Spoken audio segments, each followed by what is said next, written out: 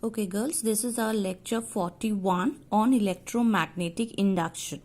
So before we start with electromagnetic induction, we will talk about magnetic flux. Now what is magnetic flux? It is the number of magnetic lines of force passing normally, that is perpendicular to the surface. So if I draw a surface like this, then the number of magnetic lines of force, these are the magnetic lines of force, suppose, passing normally, that is perpendicular to the surface, that is 90 degree. So these are the magnetic lines of force. So what will be the magnetic flux for this? The magnetic flux is phi b equal to 2. How can you increase the magnetic flux? How can you increase magnetic flux? You can increase magnetic flux by making the magnetic field stronger. What do you mean by magnetic field being stronger? Which means the magnetic field lines are dense, are closely packed. Okay, so for the same area, I can make the magnetic field stronger, that is the magnetic field lines more dense. Okay. So how many magnetic field lines are passing perpendicular to the surface? Sorry, it has stopped working.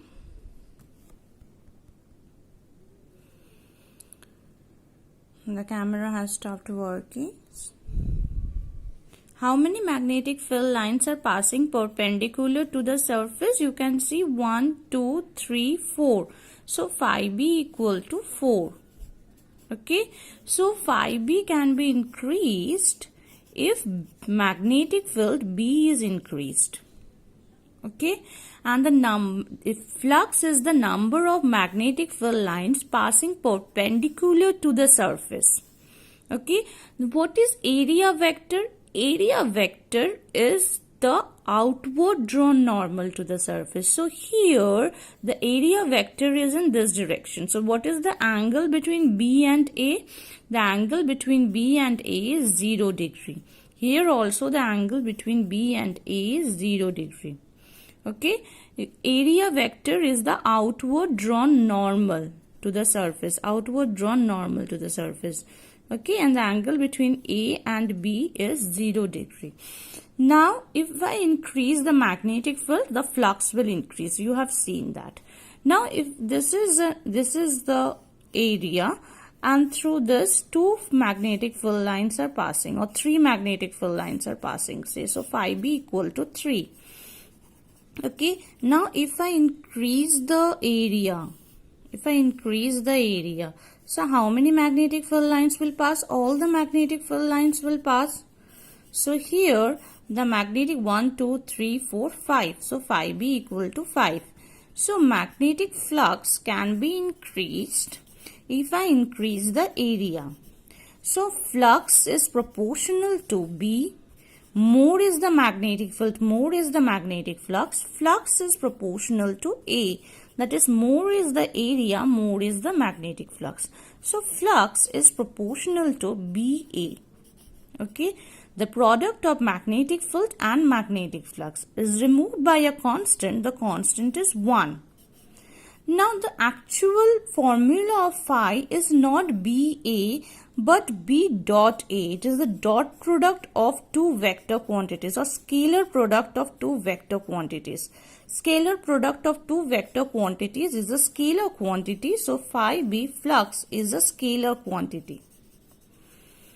Okay.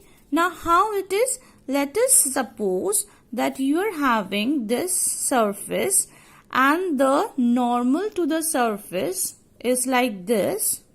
This is the normal to the surface. So outward drawn normal is the area, and the magnetic field lines, instead of passing in this direction, is passing like this. These are the magnetic field lines. Okay, so the magnetic field is passing through like this. So this is the angle between them.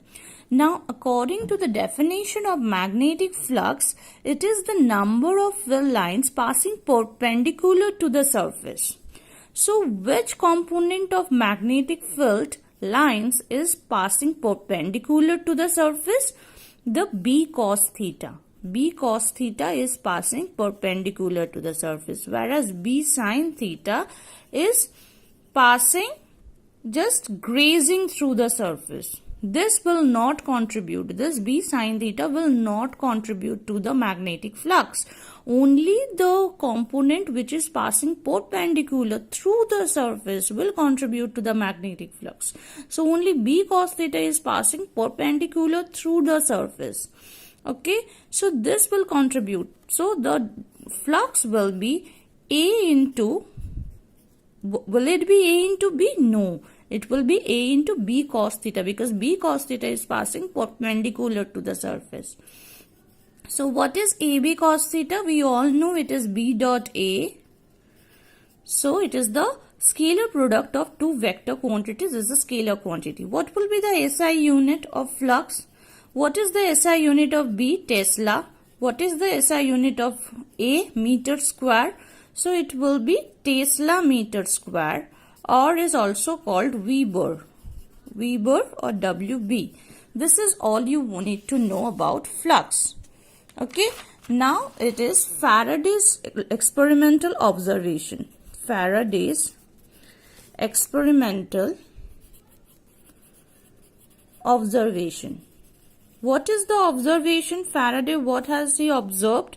That if you are having a magnetic field like this, if you are having a magnetic field like this, and if you place a coil like this, okay, suppose the magnetic field is a varying magnetic field. It is a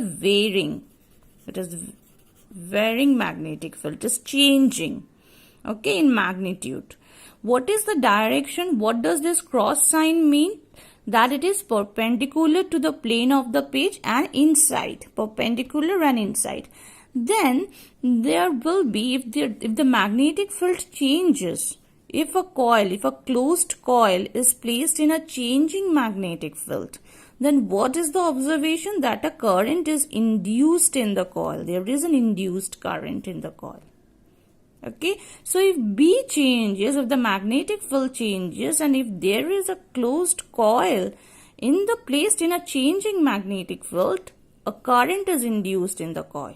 Okay, what an amazing invention. Okay, now if I am saying that we are placing a coil in a constant magnetic field, the B is perpendicular to the plane of the page and inwards. That is the meaning of the cross sign, but B is constant. Okay, now I am saying that the area of the loop, this is R is the radius. Now the area is either increasing or it is decreasing. Suppose it is decreasing. The area of the loop is decreasing. So A is changing here. B is constant. A is changing. Okay. Here the area of the loop was constant. And B was changing. So a current induced. Current got induced. Current started flowing. Here B is constant, A is changing, the radius of the coil is changing, which means the area of the coil is changing. Again you will see that a current is induced. Okay, and what is the third observation? The third observation is that again you have placed the coil in a magnetic field. Okay, but here you are keeping B constant. You are keeping A constant. Will there be any current induced? Both the area of the coil and the magnetic field is constant. Will there be any current induced?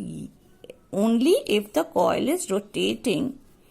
Okay, omega is the angular velocity. If the coil is rotating. So what happens if the coil rotates? If the coil is rotating, the angle between the area vector and the magnetic field, what is theta? Theta is changing. Theta is changing. What is theta? The angle between the area vector and the magnetic field. Here the area is outward drawn normal to the surface. The magnetic field is inside the surface and perpendicular to the page. But as the coil is rotating, every time the outward drawn normal to the surface will make, that is the area vector will make an angle, a certain angle with the magnetic field, and the angle keep on changing as the coil is rotating. Okay, so theta is changing. Then also a current will be induced. Current is induced. So a current will flow. In which direction the current will flow? We will get to know it from Lenz's law, but later. Okay, but a current will flow. Okay, current is induced. Induced means we are not doing anything. It is getting the current on its own from some external factor. It is getting current. Okay, because of some external factor. So without the use of a battery, we are producing current. Without the use of a battery, we are producing current. Okay, so now, so what you can see here, that the current is induced due to change in B, due to change in A, or due to change in theta. Can be due to all the three changes, can be due to any of the two changes, can be due to any of one change. Okay, so actually what is BA cos theta? BA cos theta is phi B. So we can say that whenever, instead of whenever there is a change in B, or whenever there is a change in A, or whenever there is a change in theta, or whenever there is a change in all the three, instead of saying that like this, we can say whenever there is a change in magnetic flux linked with a closed coil, an EMF is induced in the coil and a current is induced in the coil. So it means that, okay, the camera has stopped working again. It means that whenever there is a change in the magnetic flux, whenever there is a change in the magnetic flux, d phi b dt, whenever there is a change in magnetic flux linked with the coil and a current is induced in the coil. This is Faraday's observation, and this is again Faraday's law of electromagnetic induction, which states that whenever there is a change in magnetic flux linked with a conductor, the coil has to be a conducting coil. Whenever there is a change in magnetic flux linked with the conductor behaves like a battery, which will develop an induced EMF. So whenever there is a change linked with a change in magnetic flux linked with a conductor, an EMF is induced in the conductor, which means a potential difference is induced in the conductor. Now, if the conductor forms a closed circuit, then a current will flow through the circuit. If the conductor is a closed circuit, then the current will flow through the circuit. So, if you are having a conductor, and if that conductor is placed in a varying magnetic field, or if the length of the conductor is changing, or if the angle between the area vector and the magnetic field is changing, then this conductor will behave like a battery.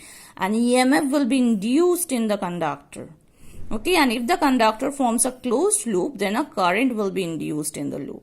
Okay, so there is another observation we can show with, okay, we'll do in the next video.